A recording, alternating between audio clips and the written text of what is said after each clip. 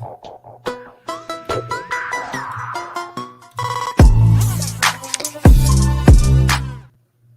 right, welcome in. This is your watch party for this week's Tour Championship. Normally, this is the slot for the Cut Sweat show, but no cut to sweat this week. But what I want to do is still just spend a little bit of time. There's only 30 golfers in the field. There's not a lot of them that can really win, but I think there's still some value and some intriguing things that are going on at the moment. So I want to kind of take a data-driven approach into what we have seen for the first round and a half and how that might impact things over the final 2.5 rounds. So I'm going to share my screen with you here shortly. I'm going to get you all updated on where this event stands. Of course, the starting strokes add a little bit of a different factor into that. A couple of side notes. There's a new 300 yards to unknown episode out this week with Reed Fowler talking about Bryson DeChambeau. Reed is one of the few people who has kind of behind the scenes access to Bryson. So I thought that was really intriguing. And of course, there's going to be another golf vlog out here in the next day or two. And then I'll have some kind of interesting stuff to keep us busy in the 1 week of the off season. Otherwise, there is some more merch available at rungoodstore.com. Team Tiger, Team No Putt, some fun stuff in there as well. All right, let me share my screen with you. They're currently in commercial break of the telecast right now, and Patrick Cantlay has made the turn, and he is still 2 shots clear of Jon Rahm. That is, being 2 shots clear is where he started the event. Being 2 shots clear is where he started the round. Jon Rahm still in the primary chase position here now that Tony Finau has kind of played himself very quickly out of this golf tournament. So still a 2-shot lead. We have a couple of chargers. Justin Thomas is charging now 4 under through his first 12 holes, looking really good, looking really sharp. I'll pull up the strokes gain metrics here in just a second. And Jordan Spieth trying to throw his name in the mix, but still 6 shots back. That's a lot of shots to make up currently at this point. And I will say, I'm going to show you the live odds here. Actually, I can probably just do it right now. Here they are over at Caesars, and it's Jon Rahm and Patrick Cantlay at both of them at plus 200. I love the idea. This hour or two window right now, the final 9 holes for the leaders on Friday, to me, is the best time to make live outright bets. You have basically 27 holes of information about what is going on this week. You are going to, which is kind of enough, and there's still a lot of golf to be played, but books are, after this round, sports books, they're going to run all their numbers, right? They're going to use their models. They're going to do everything that we do, and they're going to assign much better odds to these players. There is a lack of, I don't want to say valuable information, because the information is available. I just don't think sports books do a good enough job in play to take advantage of it. So this hour window is really, to me, the best time to be betting these outrights, especially because we know guys have holes to play, what holes they have to play,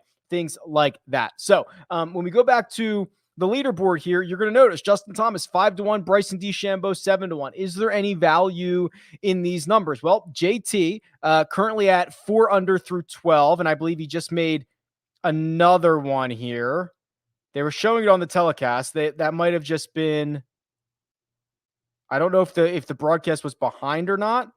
He is 11 under through 12. That's what I have as well. Okay, so 11 under through 12. So 3 shots back. What holes is he going to play? Well, 13 is kind of gettable. 16 is kind of gettable. 18 is kind of gettable. This back 9 has played a shot easier to the field than the front 9. So if you are looking for bets to be made, I really do now, for guys who are further back, I think now is the time. If you want to bet on Cantlay, if you want to bet on Rahm, you might be better off waiting until this round is over. If you're trying to get access to Justin Thomas, Bryson DeChambeau, there are scoring opportunities out there for them right in front of them. I can obviously go through a lot of the strokes gain metrics and things that we see here. We can talk about the shadow leaderboard. So if there's any specific direction that you guys want to go ahead. Feel free to throw it in the chat. And I actually just see one come in right now from Sean. And Sean says, how are Bryson's metrics this week? Well, here's Bryson right here. He is, as you can probably imagine, leading the field in strokes gained off the tee. He is not having a very good approach week, minus 1.3. Now, if we look at what he's done in round two, let's see, Bryson. He's been much better. Round one was not very good for him. He's gained a stroke on approach in round two. That's a really good sign. Around the green, that's kind of not been a strength of his game recently. Losing a shot there, not that big of a deal, and he's gaining a stroke putting. This is a really good stat line. Let's be real. He's playing into his strengths off the tee. He is in the second round, 2 shots better on approach, which is a good sign to see. And over for the week, he's a stroke on the positive putting. What we know about Bryson, guys, say what you will about Bryson, he might be one of the best guys on the PGA Tour when it comes to round by round adjustments. Did he just fly? Okay, so he's hitting into a par 3 right now. He flew it like 40 feet too far. So usually when Bryson is in the middle of a round, he cannot make adjustments.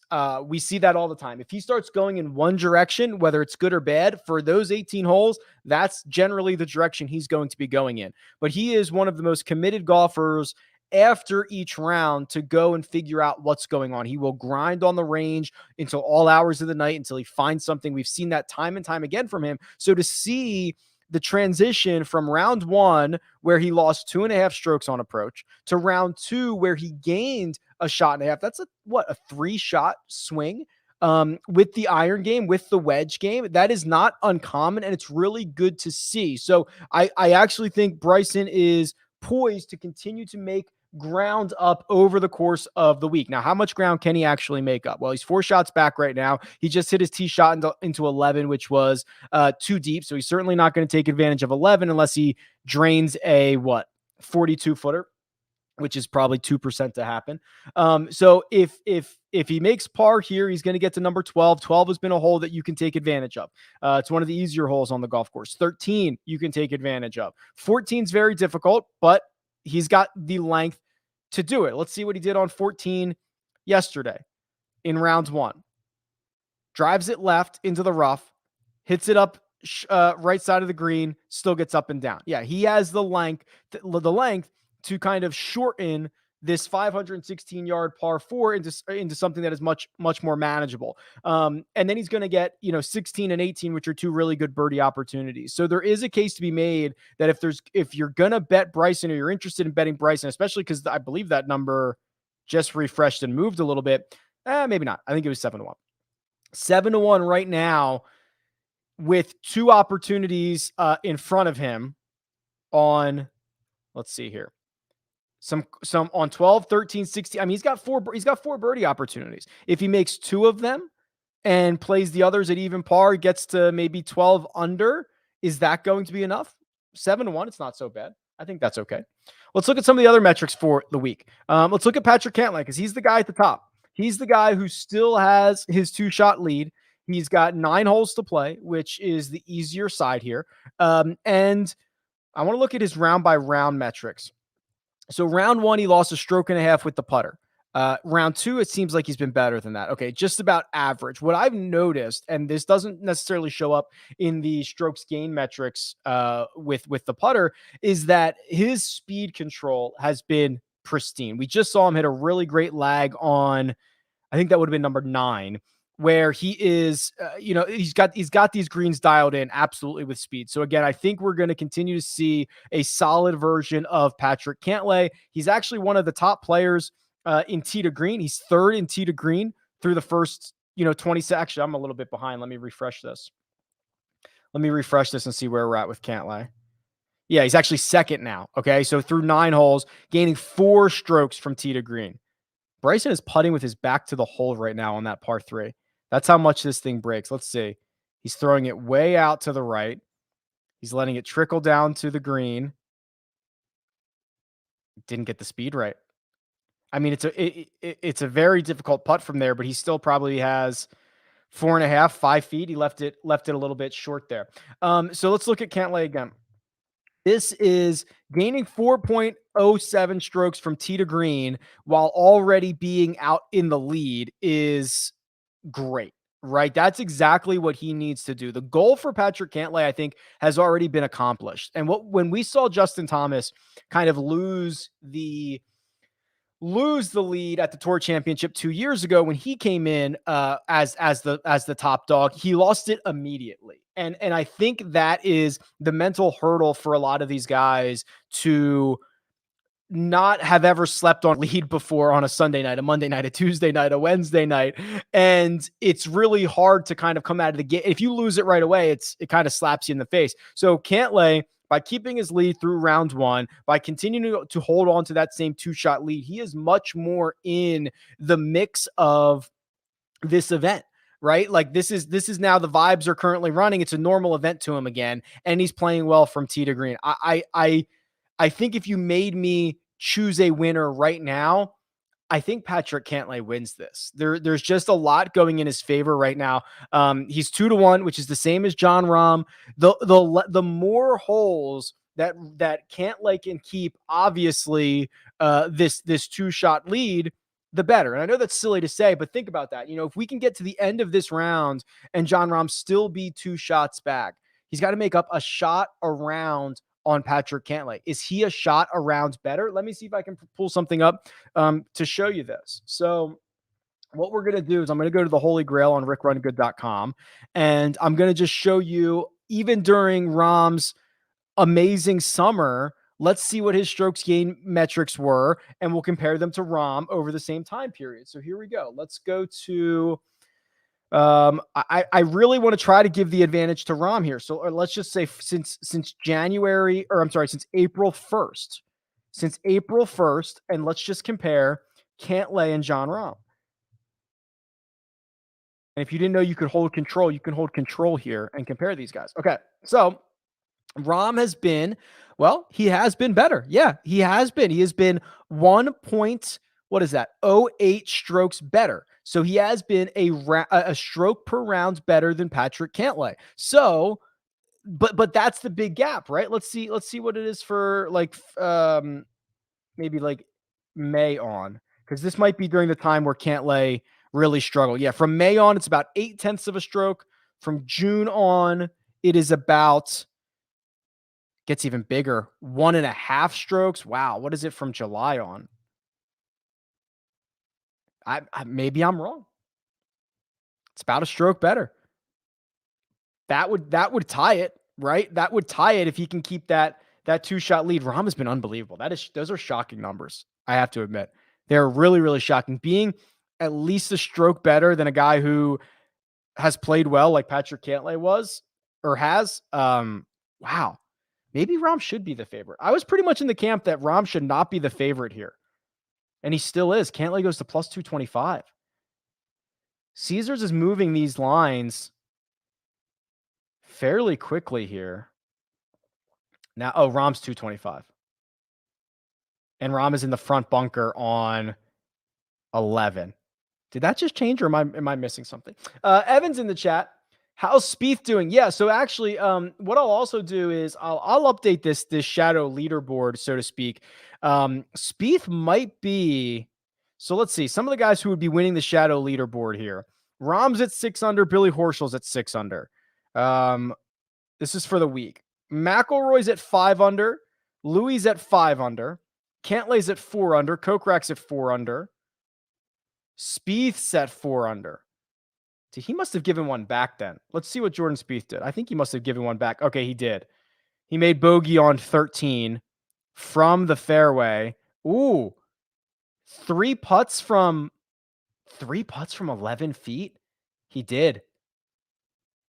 Wow, he missed a 3-foot, 11-inch putt on 13 to give one back. I missed that. I did not see that. So, okay. So now what we'll do, so that's going to hurt his shadow leaderboard kind of stuff. I'll look at his advanced metrics in a second. Hideki with a nice little comeback on here on Friday. So, okay, let's look at Spieth's advanced metrics then, and I'll give this a refresh. 3 putts from 11 feet is not great. obviously.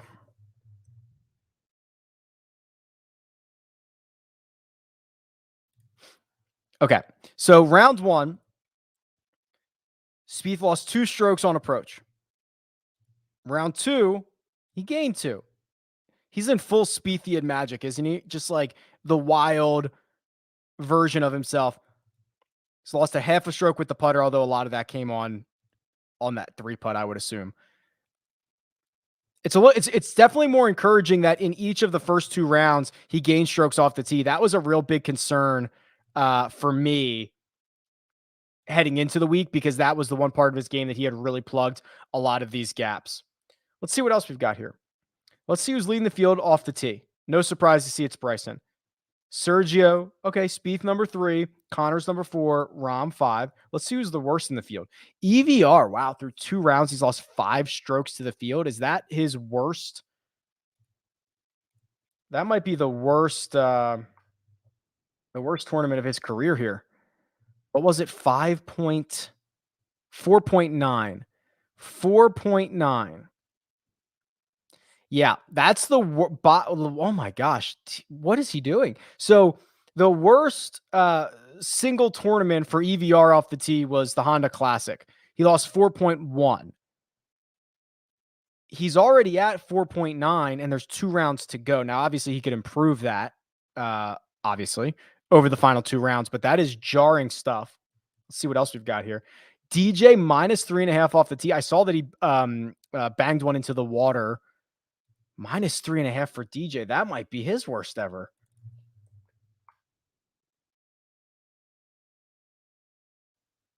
It is. So minus 3.2 at the BMW Championship for DJ would have 2013 BMW Championship would have previously been his worst. Again, he has time to make this up, but that is look at this. DJ's losing 3.5 off the tee, 1.7 on approach, but he's putting the lights out. 4.76 through 2 rounds. Wow. This is very un-DJ like, which is usually generally pretty concerning stuff. Let's see what else we have here. Hideki, let's look at Hideki because his round one was probably one of the worst rounds he's ever had. 2.2 on approach in the negative, lost 3 off the tee, but round 2, much better. Still lost strokes off the tee, much better on approach, and actually gained 3 strokes with the putting. It's amazing how much that fluctuates, isn't it? Especially for a guy like Hideki Matsuyama. So now Victor Hovland leads the field in strokes gained approach. He's close to a 0 in the 2 short game categories. How far back is he? He's 5 back.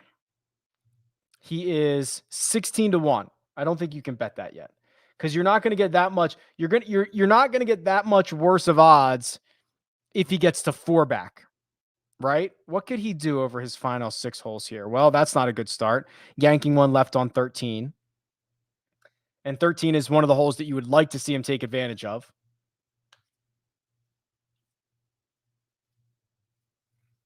That's a little bit disappointing. Let's see what else we've got here. English second in the field on approach, which is no surprise. He made an ace. Billy Horschel. Horschel's having a good week. Rory, great sign for Rory. Yeah, so here's where I'm at here, guys. If you made me guess or pick right now, Cantlay probably wins this thing. Although I'm less confident about that than I was 30 minutes ago when I just went and looked up the Jon Rahm numbers and how much better he's been than Cantlay, which is shocking because Cantlay's been really good. So I still think Cantlay wins this. Let me just check the updated odds. He is plus 188. Jon Rahm plus 220. Nope, they just changed it. Each of them are plus 200.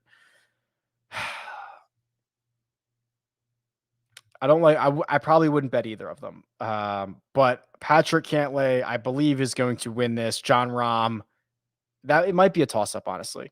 There is a little bit of something interesting about Justin Thomas right now. Just 3 back. He is 5-1. Just 3 back. Let's look at his statistical profile. Yeah, okay, so this is kind of one of the mistakes that I think we made with Patrick Cantlay last week. So Justin Thomas, notorious with the putter letting him down, has gained 1 stroke on Thursday and 2 more strokes on Friday. And there is still golf to be played, but he is 3rd in the field in strokes gained putting. Now, what I think the mistake that we kind of made with Patrick Cantlay last week is when I'm trying to think who a good example of this would be. When when Sepp Straka does this, you're like, okay, regression is coming. Obviously, he's coming back down to earth. When an elite player does this, he just banks those strokes, right? It's the rest of his game is so good that it's almost like a bonus, right? You don't expect him to now lose 7 strokes putting over the final 27 holes or whatever he has left. It's almost like this is just extra credit. And if he gets back to being normal Justin Thomas, where he ball strikes the heck out of it and drives it a little bit better than he's driving right now and just puts to a 0, that might be good enough. So there is something interesting, and just learning, from our mistakes of 7 days ago, that 5-1 on JT with the starting strokes is not the worst thing I've ever seen. I still don't mind this Bryson number either. I think, and again, bold take, right? Me going out on a limb and saying one of these top 4 guys is going to win it. Cantlay, Rahm, JT, Bryson feels like the list. Even if Hovland makes a couple coming in, he's going to have to battle these 4 guys, the 4 huge names on the PGA Tour over the course of the weekend. Are all of them going to falter, or is Hovland going to shoot something really, really low on the weekend? JT is the one guy who was, what was he, 4 shots back to start 6 under, who's really playing well. He's probably winning the shadow leaderboard at the moment. I can check on that. The other thing I wanted to look at is if Caesars has the non-starting strokes version, and I don't think they do. They've offered a lot more recently, but I don't believe they have. Sometimes they tuck them in weird spots. Okay, hold on. Let's see here. Tournament winner. No. Second round leader. Ooh, second round leader live. Patrick Cantlay minus 250 to be the second round leader. John Rahm plus 275. Justin Thomas 1600. I don't think you can bet any of these. I don't think this number is necessarily bettable. I think Bryson. Yeah. So they're showing it on TV right now. Bryson, a couple feet away for birdie, makes it. So that just probably moved. Hold on. Bryson's still 550 on Caesars if you want it. 550 at Caesars if you want it on Bryson. See if they move that again here. I think he was 7 when we came on air. 550 right now. Just made birdie. Playing 13, which is another hole you should be able to take advantage of, or he should be able to take advantage of. And then 15, 16, 17, 18 are all playing under par. 18 very gettable. 18 is the easiest hole in the golf course right now. So I don't mind this Bryson number. Let's see what else we've got here. Here's your board. Here's what your board's shaping up to be. Impressive stuff by Louis, by the way. Couple weeks off there with the neck. Didn't play particularly well at the BMW Championship. He's finding it. Let's go down to the bottom of the board. EVR has been a disappointment. We saw why. That's the driver. Neiman continues this just kind of like lame play. I mean, he was playing okay coming in. Hasn't done much. Berger, very disappointing. What did Morikawa do? Is he still losing strokes on approach? Have we just been duped by Morikawa? Please be gaining strokes on approach. He's not. Oh, boy. Not good stuff from him. Scarecrow with the super chat. Thank you very much. Says, have you ever made a video on how to make ownership projections for other sports? Your videos on points projections were amazing. Thank you. I appreciate I appreciate the super chat. I appreciate the note. No, I have not done any videos on like that. I guess it's something that I could look into. I have to admit, at this point, for the other sports, I'm kind of so far out of them that I'd probably have to reassess.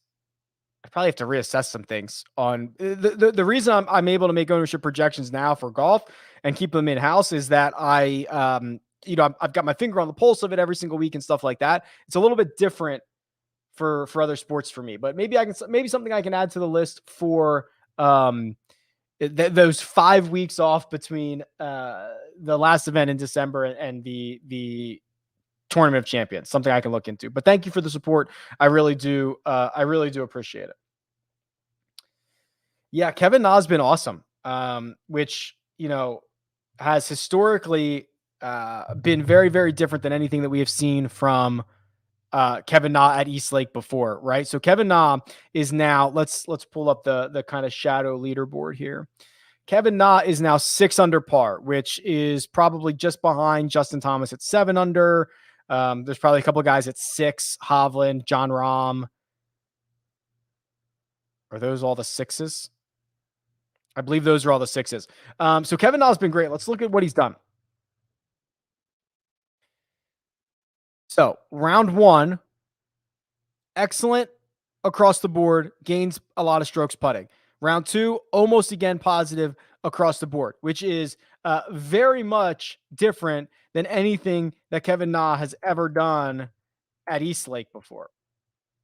So if you look at his East Lake results, and he has a lot of them, he's been horrendous. He's been horrendous. I mean, the only things he's done well is putt well. So we're seeing that this week, but he has figured out the other categories. And maybe that is I wonder if that's a blind spot.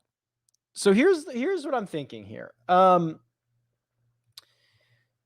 Why would players historically struggle at courses? It could be it doesn't fit their eye, right? They don't like the way that you have to shape shots on specific holes. It could be type of grass, which we know tends to show itself on definitely on the greens, right? Or in the fairways. Some guys don't like the way the turf interacts with their club. But I think mostly on the greens. So what we could have said is, okay, Kevin Na has at least putted well here in the past.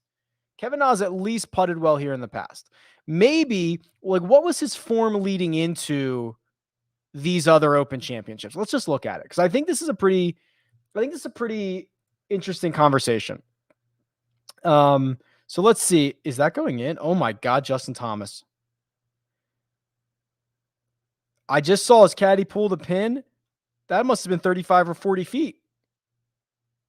Wow. Is JT stealing right now? Is JT stealing? Oh my goodness. So that's going to move him to, hold on, I'll get back to the Kevin Na stuff here. That moves JT to 12 under. How far was that? 60 feet. 60 feet. I thought it was 35. Oh my God. All right. So now JT, wow. 3.5 to 1. 3.5 to 1. Caesars just moved him. Giddy up, Justin Thomas. Yeah, if he's going to steal with the putter like this, we've got somebody. We've got somebody on the move. He's definitely playing the best, right? He's definitely playing the best. All right, so let's look at what Kevin Na was doing before those tour championships, because my theory is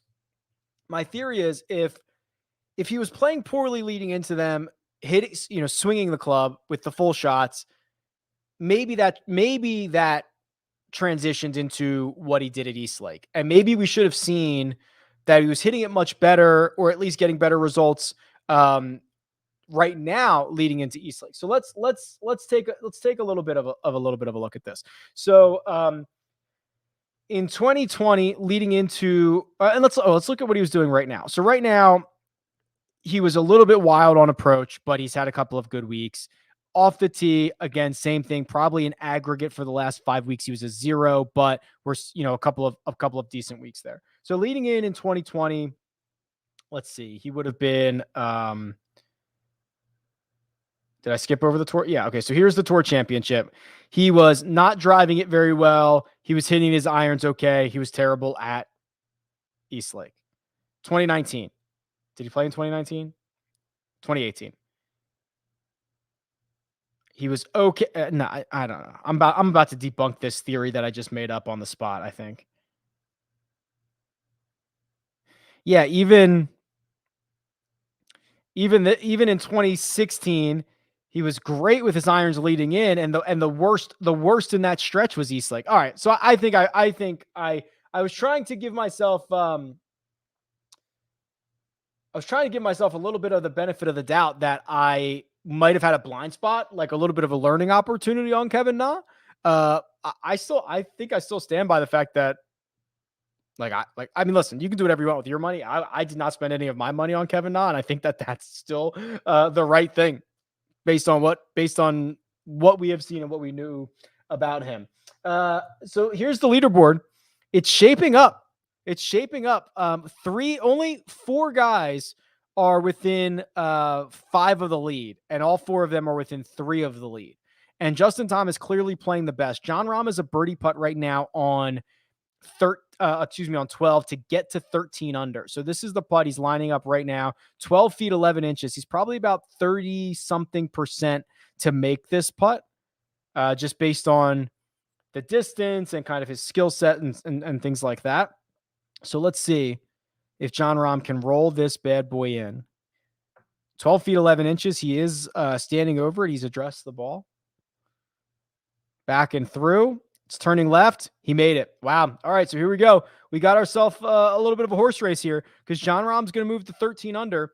Cantlay has already, he's going to tap in for par on 12. So this is, if you're a Rahm backer, if you're a supporter of Rahm, if you are one of the 39% of people who roster Jon Rahm in DFS, according to cutsweats.com, which is the authority for this, and that's the highest owned player on the slate. If you're a backer of Jon Rahm, this is what you want to see. You want him to stay essentially within 2 shots of the lead going into Friday, going into the weekend. Because what we kind of showed earlier is even at 2 shots back, he's been playing well enough compared to Patrick Cantlay over the course of the past 5 or 6 months that he could in theory make up a shot per round. If you look at the averages. So anywhere within arm's reach for Jon Rahm right now, it's about 2 shots. And the fact that he's won, I imagine he is now going to be the favorite. Yep. Caesars moves him to plus 175. Cantlay at plus 250. JT at plus 400. Bryson DeChambeau plus 700. JT playing on 15 right now. This long, kind of island green. Now, it's not as long today. I think it's only 193 yards today. Yesterday it was about 224, 223, something like that. He's playing it out to the middle of the green. Looks like he's trying to draw it in at the hole. I think he likes it, but I think it's just at the middle of the green. Oh, wow. Yeah, pretty good. Pretty good. He's going to have 25 feet back down the hill, something like that. We are shaping up. So the guys playing the best right now, JT, and I believe Rahm. I would not mind betting JT at plus 400. If Rahm can stay within arm's reach, that's what we're talking about. And arm's reach in this situation is 2 shots. He's probably a coin flip with 2 rounds to go and 2 back. He's probably a coin flip to win. Anything less than that, one shot. Here's my thinking. If I can get if he can be within 1 shot of the lead and plus money, I think you have to bet that, which might mean right now, because he's plus 175. And if he does get to the lead tonight, you're going to see that get closer to even money, maybe even minus 120, something like that. So we're getting to the point where if you want to bet Rahm, you should probably do it now. If you want to bet Cantlay, you should probably wait. because I think you're going to get a longer number on Cantlay here, especially if Rahm ties him. The argument for betting on Cantlay would be wait until you get the longest number, even if they're tied going into the final rounds. As good as Jon Rahm has been, when you that's all on average, right? When you start shortening the sample size of only 18 holes on a Sunday, almost anything can happen. So I think if you're a Cantlay backer, you or want to be a Cantlay backer, you should probably be waiting, because even if he has the lead going into the weekend, he is not going to be heavily favored because Jon Rahm is going to be lurking. And if he is tied with the lead or one shot behind, then he's going to have a really long number because all the respect is going to be on Jon Rahm. So I think if you're trying to get in on action on Patrick Cantlay, you should be waiting. Okay, they're doing a playing through commercial right now. Let's see if we can find some cool stuff. So the leaders are going to 13. Let's go look at hole number 13. Let's see if we can just do some cool stuff right now. All right, so who is that? Oh, look at this Rory drive on 13. How much further than everybody else, right? He hit it 331 yards, dead down the middle of the. I mean, that's literally dead down the heart. Amazing. Who is this? Oh my gosh, Bryson. Bryson way out to the right. Cantlay is just on the front end. Okay, so this is 13. So this is where they're playing right now. It is a hole that is playing easier than most, right? It's ranked 13th, which means there's only 5 other holes that are more difficult. It's playing to a 3.8, and generally speaking, it's funny because there's only 30 dots on here. Normally we see so many more. If you're in the fairway, that's generally where the birdies are coming from, obviously, as with most holes. But this is a pretty easy one. I do want to look at 15. 15 is that par 3. Yeah, here, look at this distribution. And you can look over here on the right-hand side. This was DJ's. That was the best shot of the day, 9 feet. Berger hit it to 7 feet and missed it. Here's the 2 we're waiting to see. Kevin Na has an 11-footer for birdie, and JT has that 19-footer for birdie back down the hill. So those are the ones that we're waiting to get resolved on or get a resolution on. Look at all the different tee boxes they have here. You could play this thing, if you go there and they've got the forward tees, what is that, like 90 yards, 80 yards, something like that. This is probably where like you'd play if you went right here. They can tee up here, give you a different angle at it. Because when you're playing from over here on kind of this back tee, you're only going over water for the last like 15% of it. But this is where the pros play from, right? And you can move this thing and look at all the different angles that you can create because it runs kind of perpendicular to the rest of the tee boxes. It's a really, really cool setup they have there. That they can make play literally any number that they want. I love that. Who's having the worst week? Who's having the worst week here? They're coming back from commercial now, but who's having the worst week? Is it Berger? It was Hideki before he kind of. Yeah, Neiman's losing 5 point. Oh my gosh, the young guys, Neiman and Morikawa are losing 5.2 strokes to the field each. Jarringly bad. Hideki at least played himself better, much better on. Oh my God. Cantlay. Oh, I wish I could show you this. I would get in trouble. Cantlay is literally this far away from the hole. No, this far away. It is sitting on the lip, his approach shot into 13. I wish last time I showed my screen, I got a cease and desist order. He spins it back. It's sitting right on the edge of the lip. Okay, so Cantlay's going to tap that in. He's going to go to 15 under. That is probably going to, well, I guess we'll see what. Caesars has not adjusted the number yet. Well, let's see how long it takes Caesars to move this number. Plus 225 with Cantlay. Let's see if they wait for him to actually tap it in or if nope, there it is. Plus 200. So that shot right there, 25 points off the number for Cantlay. Jon Rahm hitting his approach now. It looks like it's going the wrong way. He leaves it short. Didn't even hit the green. Yeah, so you might see these guys even they I bet you. Let's see if they move this Jon Rahm number. I bet you it goes to plus 200. 12 points. What do you think? Trying to get up and down for par with Cantlay stuffed in there pretty close. I bet you they move them both to plus 200 or just move John Rahm there. Let's see. JT did miss the putt. So he's still at plus 350. He's going to likely make par at 15 and he's going to end up being 3 shots back because Cantlay is obviously going to make birdie here. And Hovland is putting for par at 9 under. He makes that. So he's done 14 as well. I want to see how long or if they move that John Rahm number. Plus 188 here. Okay, there you go. They just switched them. So Cantlay now plus 188. John Rahm plus 200. That's the shot-by-shot movement that Caesars is actually making at the moment. Pretty interesting stuff. I would love to know or see their calculations on that. I believe Bryson just hit 1 OB. I believe Bryson just hit 1 OB. Yeah, so here's what happened. So Bryson missed way right on 13 and ended up making bogey. He just missed even further right on 14, and he is it looked like he was getting the she gone signal from the volunteer, which means he is likely going to be hitting a 3 off the tee here, and that might have just spelled Bryson's chances. That might be it for Bryson. Even if he drops another 1, he's going to be at 9 under. He's going to be 5 back. Yeah, he's going to be 5 back with JT ahead, John Rahm ahead.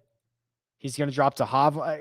And that's if he only drops 1. If he drops 2, it's almost certainly over for Bryson because he's going to be 7. He's going to be 7 shots back.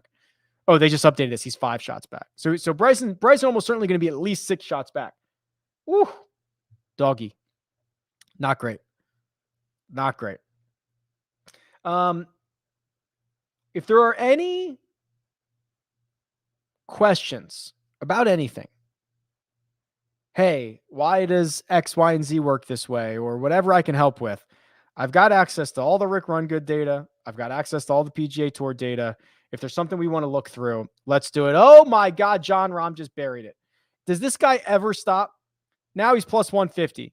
Yeah, John Rahm so was short of the green. John Rahm, God, he never stops. Was they don't even have this updated yet. John Rahm was short of the green basically here. Let's see if I can get it on the tracker. Player info, Rahm. Yeah, they got it. So Rahm was short of the green here, and he just hold that out. He putted from there. He just never stops. My God.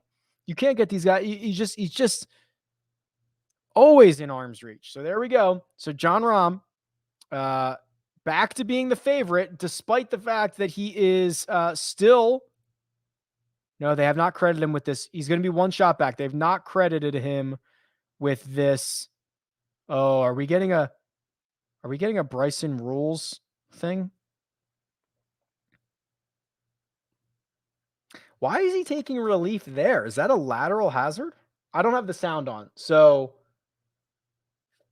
if anybody can hear what they are saying to Bryson, or is that that is so far left. Oh no, because the way he's looking, that fence is on the right. He hit a provisional way left, but he is taking relief or taking 2 club heads from a fence, which has to be his first shot, I believe. But that's OB, isn't it? I don't have the sound on. So if someone has any idea, I don't know. Someone let me know. I don't know what's going on with Bryson. We'll keep an eye on that with that. Evan says, how big of a super chat do I need to send you to get you to drop the golf vlog tonight for us, a Labor Day special? Well, one, Evan, they're going to commercial now, so I don't know if we're going to get a thing. I appreciate that you're enjoying them. I'm enjoying making them as much as possible. It is actually still being edited literally as we speak, so I don't have it. I don't even know if it'll be done tonight. If it's done tonight, I'm happy to release it tonight. So it's just it probably takes my wife like 8 hours to edit those things. She comes out, she films it. You got to do the shot tracer, the shot by shot stuff. Um, it's kind of a beast. So if it's ready tonight, I'm happy to release it. The number of people who can win is X deep. This is where I always look. This is what's it's gonna make me look silly. 1, 2, 3. It might be 3, guys. It might be 3. Um, the whatever resolution we get from Bryson, I think is going to Bryson might be the 4th. So obviously Cantlay, obviously Rom, obviously Justin Thomas, even though he's 3 back. Bryson is 5 back right now, and we don't know if he is hitting his 3rd, his 4th. Like, I don't even know what number he's hitting right now. If he makes a bogey, if he makes a double, like I don't know. So I guess the question is Hovland still in this thing? He's 6 back and he has 4 to play, although he just stuffed one there. If he makes this 17-footer and can take advantage of 18, Hovland might still be in it. Hovland is one of the few guys who can go absolutely nuclear. He's one of the few guys who can do that, especially over the course of a weekend with 2 rounds to go. So Bryson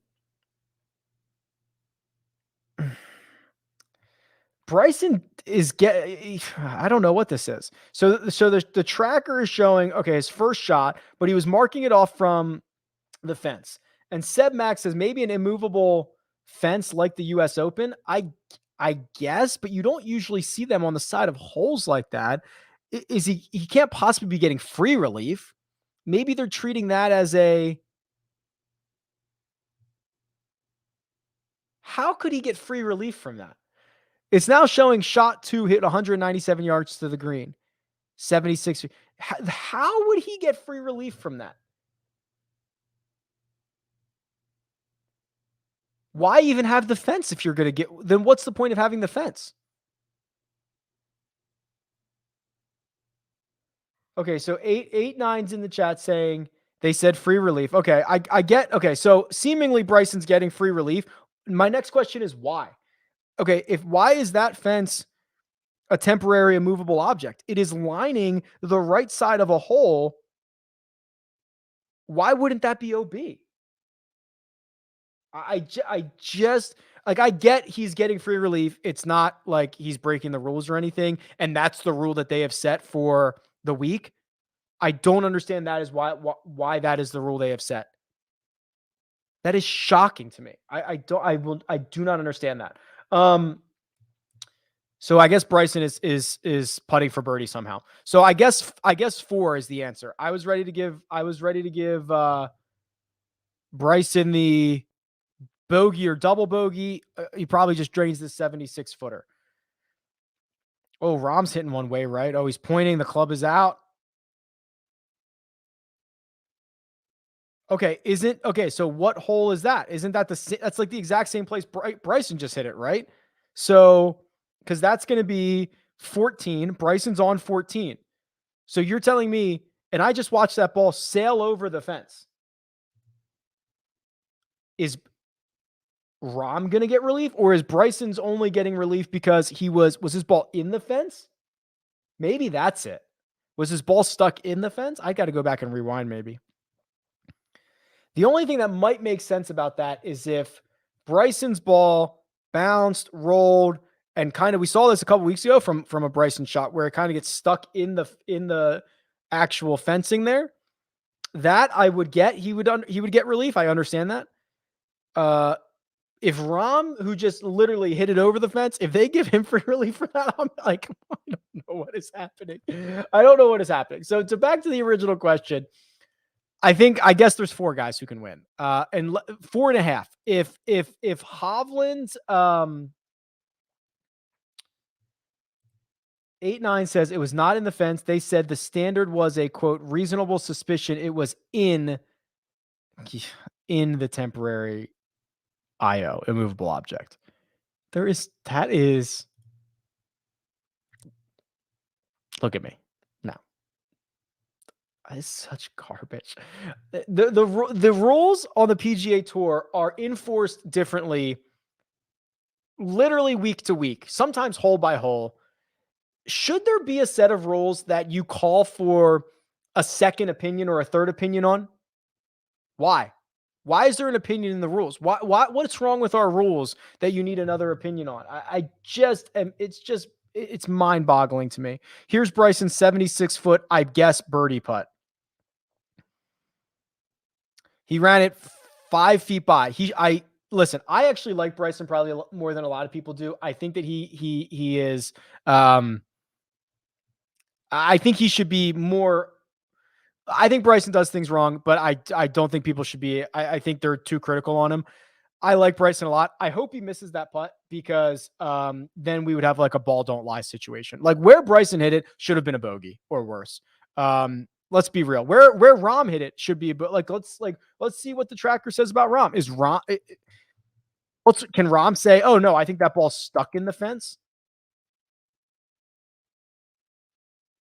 What is this little X that they do? That's got to be his provisional. I'm thinking. Here's his first one. This has got to be his provisional. We'll see how they shake out this Rahm thing. So sorry, I keep getting sidetracked from this. I think we've got 4.5 guys who can make a run. Or who can win this. So it's Cantlay, Rahm, Thomas, probably Bryson still, and Hovland. And especially if he can make. Did he make that putt on the par 3? No, he didn't. Okay, so he's almost certainly got to get one more coming in and get to 10 under. If Hovland can't get to 10, he might be out too, because the idea would be Hovland can get really, really hot at times, but he has already played so well this week. Like Hovland has already played. Let's see. Oh, I don't have Hovland's. Oh, yes, I do. I can do it this way.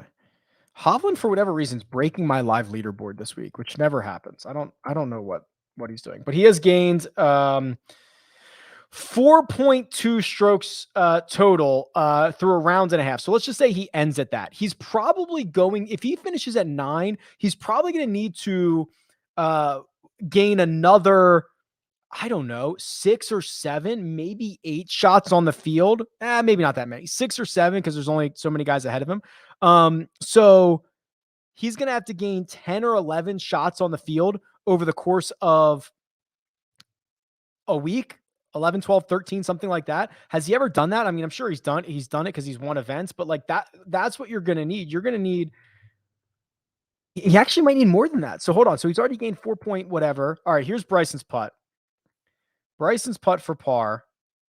I love you, Bryson. I like you more than a lot of people do. You should miss this. For the love of golf, you should miss this, because you deserve a bogey here. Ball don't lie. Ball don't lie, peeps. Ball don't lie. He missed it. I'm all is right in the world. That's all I'm asking. All is right in the world. All I'm asking is guys to be punished when they hit a shot like that into a fence where should be OB. And it could have been a lot worse than a bogey. Ball don't lie. Bryson just made bogey. All right, now Rahm, they're showing. Let's see what shot this is. Again, I don't have the sound on. They are showing Rahm behind a tree. Is this his second shot? He's chipping out. Am I going insane, you guys? Am I going absolutely insane? Well, it was his ball not flying completely over that fence, and the literally the volunteers were running backwards, looking over the fence. I are the cameras playing tricks on me? This is shocking stuff right here. I don't understand it. I guess he didn't go OB. He just punched it back out into the fairway though. So, oh man. I don't know what's happening. I don't know what's happening. This is wild stuff. That's a pretty good shot by Cantlay. So, all right. Obviously, Cantlay can win. Rahm can win. JT can win. Bryson now is 6 back. I'm going to say 4 guys can win, but I'm going to say Cantlay, Rom, Thomas, a half a chance from Hovland, and a half a chance from Bryson is 4 guys. That's what I'm going to say. Again, Hovland is going to need, if Hovland doesn't get one more birdie,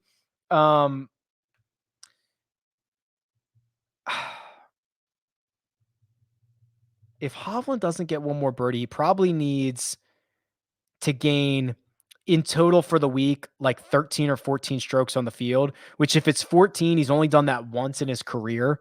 It was when he won in Mayakoba. Even when he won at Puerto Rico, he only gained 13.9. So I think it's going to be a really tough ask. It's not completely impossible, obviously.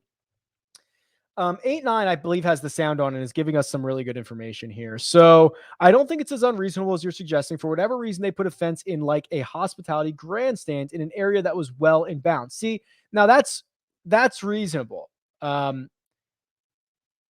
feel like that should be noted somehow, right? Like you can't have a situation where the cameras and the players and the volunteers are literally putting down white flags out there. I guess maybe we just maybe they are talking about it. I'm not listening.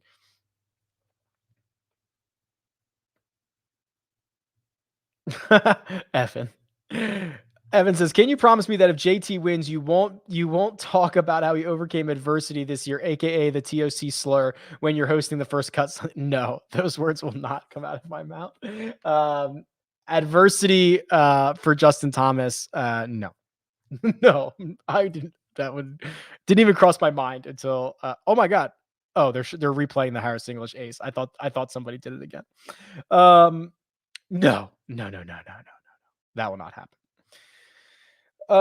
Brian says if Spieth shoots -5 tomorrow, he's in it. Well, first of all, so you're asking him to shoot a 65, which has been done 3 times on the week. Okay, so it's not unreasonable. So he's got to shoot the round of the day. He's got to get that would get him to 13 under. If he gets to 13 under and the lead tonight is 15 or 16, by tomorrow night, it's going to be at least 17 or 18, maybe 19, depending on what Rahm and Cantlay do. So then you've got Spieth at 13 in the lead. No, Spieth can't win this. I'm sorry. And I'm happy to clip this. When he does and share with the world that he cannot win. But no, he's not going to win. Because he's gonna have to shoot the rounds of the day twice, and that still might not be good enough. Bet. Okay. What would you like to bet, Brian? And and after that, I'm gonna have to give you like all the odds in the world after I just described how he can't win. So I can't imagine this is a bet that we come to agreement on.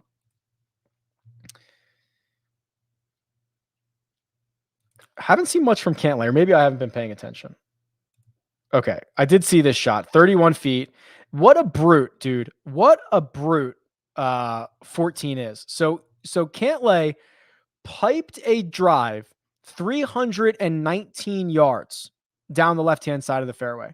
He then had to hit a 238-yard shot with some type of long iron that landed in the front, rolled back. He still has 31 feet for birdie. Like, what would you guys hit here? Right? I mean, a 530, we would be back here. We'd then have to hit 3 wood again. We'd have to like driver 3 wood to get there. That's what we would have to do. And he just like these guys are so good, and this hole is so hard. Brian says free membership when Spieth wins. Sure. I'll give you a 3-month membership to RickRunGood.com if Jordan Spieth wins this. And if he loses, if he doesn't win, you're not off scot-free. That's like the one thing, like you have to come back into another video and say, Rick, you were right. Spieth wasn't going to win that. You have to at least say you were right. That's the bet you're on. 3 months for you're right. Good luck.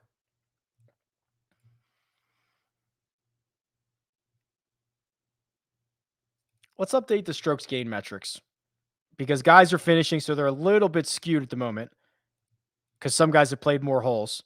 But even without that, even without the extra holes, Cantlay's still number 1 in tee to green. Rahm is still number 2. English is still number 3, and he's still got holes to play. Of the guys who are finished, oh man, Scotty Scheffler, what could have been so often towards the end of the year, right? I feel like he's been on the verge. So Scotty Scheffler is the best in the field of guys who are done from tee to green right now. He's lost 3.6 with the putter. 3.6 with the putter, Scotty?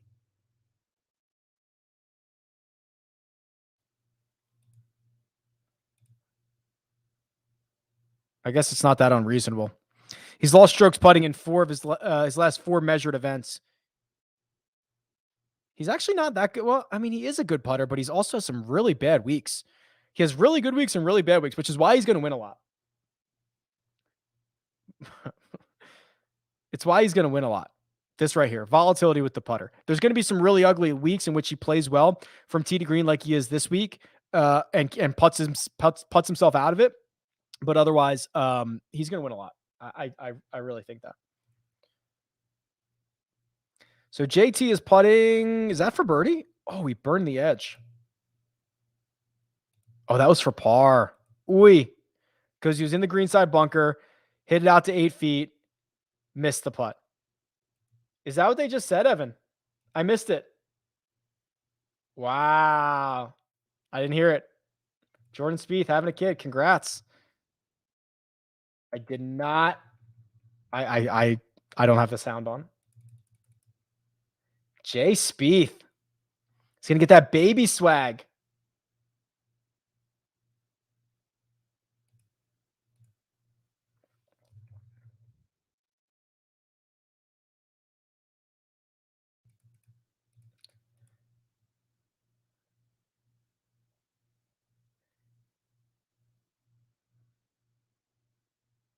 Wow.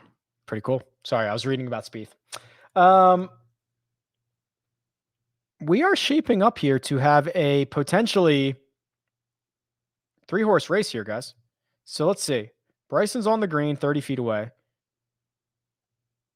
Is Kevin Na going to win this and just like absolutely drink my tears? Is that how this ends for me?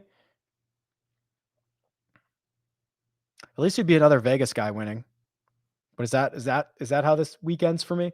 So yeah, look at this board shaping up. Cantlay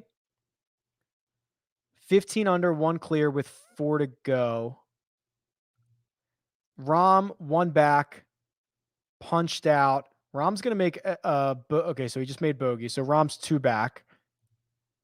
Cantlay back to being the favorite. JT, was that JT that just hit one way right into hospitality? Yeah, it was. So JT makes, but he's got to keep the wheels on here. If JT has a chance to win this, he's got to keep the wheels on right now. He just made bogey on 16 and sprayed it way right on 17. I'm not even going to try to comment on what the relief situation is over there on the right side of 17. It looked like it looked like the hot dog stand to me. So I imagine he's going to get free relief. I don't know what's over there. But man, he's got to keep this together and he's got to take advantage of 18. If he can somehow get in I think he's got to get in at 12 under. But that might be it, man. I mean, if you're not, so let's say Cantlay just gets in at 15. If you're in at 10, 5 shots back with 2 rounds to go. I mean, I know it's possible, but Rahm is still going to be in there. This is tough. We might have I don't want to say that. We might have a 2-horse race if Justin Thomas makes bogey here.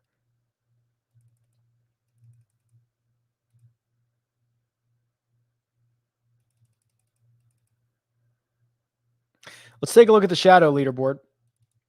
Give this a refresh. I know people are following that. I'll tweet this out too when it's complete. Rahm is 8 under. Oh God. Kevin Na is 7 under. JT is 7 under, but I think I'm probably a minute or 2 behind, so that's probably going to change. Can't lay 5 under. Hovland 6. Did I say that? Louis 5. Rory 6. Okay, pretty good. I'll tweet that out afterwards. And we'll keep an eye on that as things shake out. Gentlemen, I don't know what else there is to say here. I am actually due for I have to hop on a call here shortly. Been on air for over an hour. Always a good time hanging. Always a good time chatting. Found out Jordan Spieth and his wife are having a baby. Saw Bryson get some relief. Saw Jon Rahm get similar relief. Watching Cantlay hit this approach onto 15. This is an important shot here. He's drawing it in. It's on a great line. I don't know the number. Too far. Too far. Flew it way past the hole. So here's where I think we're at. Cantlay is the favorite barely, plus 163 over Rahm 175. JT, that bogey's going to hurt. Yeah, this is shaping up to be maybe a 2-horse race here, guys.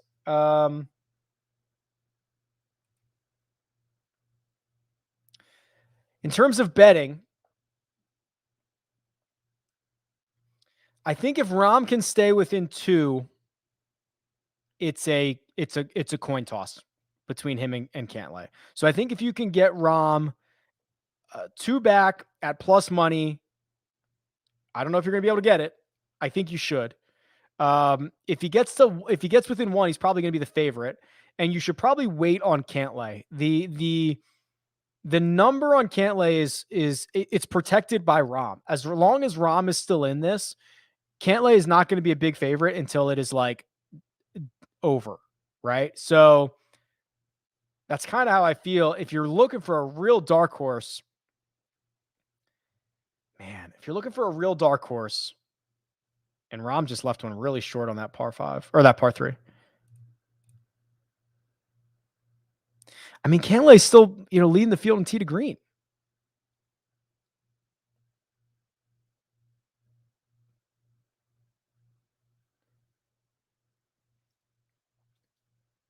Is Kevin Na the dark horse? This is gonna be absolutely painful. Well, he just punched out. I don't know if you can bet anybody else. Maybe Hovland. What's Hovland's number at? 22. If Hovland can make 1 birdie on 17 or 18 and get to 10 under, and you can bet him in the 20s, I think that's your long shot, your dark horse.